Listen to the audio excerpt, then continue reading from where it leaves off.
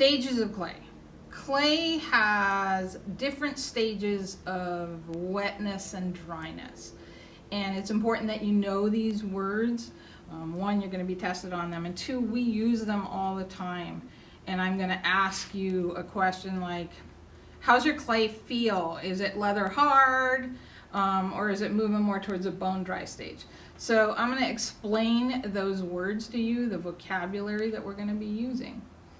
We have 4 stages that we're going to talk about, and sometimes people will talk in between stages too, sometimes. So this is clay in its super liquidy form.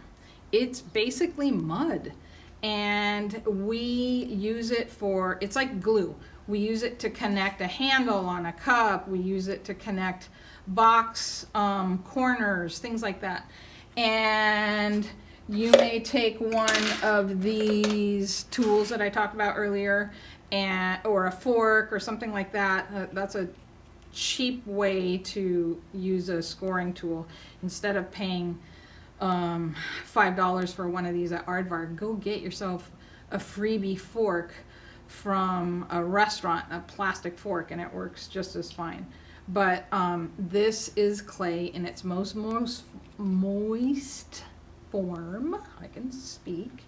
And it's super wet, super, it could be more pourable. We have clay that we call pouring slip that they use in molds, and it literally pours like kind of a thick milkshake. This is, part of it is like that, and part of it's a little bit thicker. But I'm going to keep this because I really like it, and I don't want to make more later. So I'm going to cover up my slip. That's why I just found this cheapy container that I was going to throw away. And so I take my, sorry, glasses falling. Take my container and cover it with the lid. Second stage we call like the moist stage. It's when you take a piece fresh out of your bag, and look how flexible this clay is. This is the cool thing about clay. It squishes and then it stays in that shape. So you can create forms of all sorts, and we have forms that are, 25,000 years old, some little piece that gets dug up in some archaeological site, and they turn into stone if they're fired and last for that long. So this moldability, plasticity is what it's called. We'll talk about it more later. But plasticity is the clay, one of clay's abilities to kind of hold its shape and move about. Now, good moist clay does just that without cracking, without breaking off. Okay, so this is clay, and it's what we'll call often on, like, how is your clay? Is it good? Is it usable? So that's a nice moist or plastic clay. Okay, ready to go. So we've got slip, a moist plastic clay that I took straight out of the bag, so I'm going to put it back there. This piece I took out a little bit earlier. It's still pretty soft. It is moving pretty easily. Got tiny little bits of, they're not serious cracks though. I don't have to worry about it. I could probably just smooth over them and they'll be fine. Okay, so that's clay in its good usable form. The third stage we call leather hard, and I patted this out earlier, and I set it out in the sun, maybe there's not a lot of sun right now, but it's warm on top of my car, and I set it out there for about 15 minutes. It's flexible, but you can see that it's cracking. So this is a stage that we like a lot. We call this stage leather hard. It moves a little bit, but if you push it too far, it's going to crack. It's a great stage for boxes, cups that you need to put a handle on. So something that you need to be a little bit stiffer. We are quite often trying to get our soft, moist clay to this stage so that we can make the sides stand up without flopping. So sometimes you, at school, maybe at home if you wanted to hurry the process, in order to get the soft, squishy clay, okay, to this leather hard stage so that it will stand up, you can blow dry it. Not for very long. You usually only need 30 seconds, a minute, not too much, okay? And we have about 4 blow dryers at school. So if you have an extra blow dryer at home that no one minds you getting working with clay, then you can put that with your little tool area too.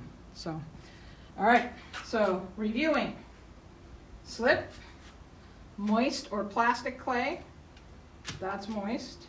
This is leather hard. And the 4th and final stage is bone dry. And I'm going to grab these two and show you the difference in color. I don't know if you can see them. The difference in color is this is usually a little bit darker gray, and this is really white. So the whiter it gets, the scarier it is. It's really fragile, and you have to be careful when you get it into what we call bone dry stage. So a lot of times our scraps, these were pieces. I did a tile project this summer, and these were just the wrong size. They were the extra around, like if you're doing cookie cutters and there's extra dough. This was the extra stuff that I either messed up on or whatever. Bone dry clay is really fragile, and you have to be careful with it. Careful around other people's projects. Tell your mom and dad. I had kids last year who made really cool projects, but during that 4th quarter when they were at home and mom thought she was helping, she helped a kid move her pot, and she grabbed it by the side, the handle, and the whole handle just broke off.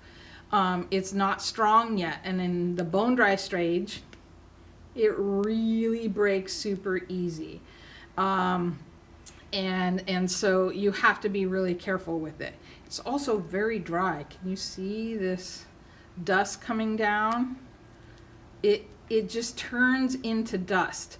This kind of dust is not all that great for us to breathe, so you need to be careful with it. One, I just put a bunch down on the ground, so I'm gonna have to sweep that up so I don't get it everywhere. Over a long period of time, it can gather. Long period meaning 20 years, 30 years. Or if you worked in the clay production industry, you're going to be wearing something, a respirator, to stop that clay that's going to be in its dry form from going into your lungs. Review. We've got slip, moist clay,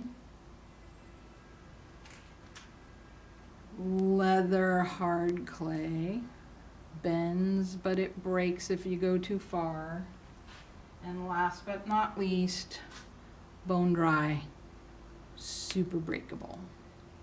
All right, that's it. Stages of clay.